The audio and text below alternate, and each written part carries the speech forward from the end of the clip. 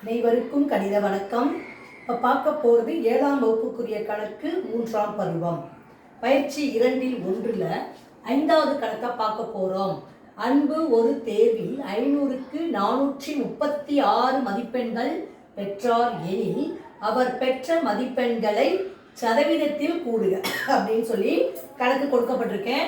எத்தனை மார்க் எடுத்திருக்காங்க? 500க்கு 436. அப்போ எப்படி எழுதுவோம்? 500க்கு பகுதியில் போட்டுக்கிறோம். எத்தனை மதிப்பெண்கள்? 436 மதிப்பெண்கள். இதை என்ன செய்யணும்? சதவீதத்தில் கூற சொல்லியிருக்காங்க.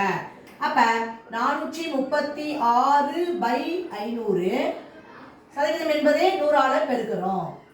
பெருக்கிட்டோம்னா இந்த 2 சைபருக்கு 2 சைபரை அடிச்சுட்டேன். மிச்சம் இருக்கிறது 436/5. 436 5ஆல வகுக்கணும். 43ல 5 எத்தனை வாட்டி இருக்கு? 8 5 40. மீதி 3.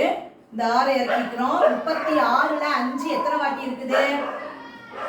7 5 35. 6ல 5 போனா 1. என்ன செய்யணும்? 1 இருக்கு மீதி. இங்க புள்ளி வச்சுக்கிறேன், இங்க பூஜ்ஜியத்தை சேர்த்துக்கிறேன். 10ல 5 எத்தனை வாட்டி இருக்கு? 2 வாட்டி. 2 5 10. மீதி எவ்வளவு? 0. 10ல 10 போனா 0. அப்ப எவ்வளவு கிடைச்சிருக்கு ஆன்சரு? 87.2%. therefore அன்பு பெற்ற மதிப்பெண்கள் சதவீதத்துல கேட்டிருக்காங்க. எவ்வளவு கிடைச்சிருக்கு? 87.2%.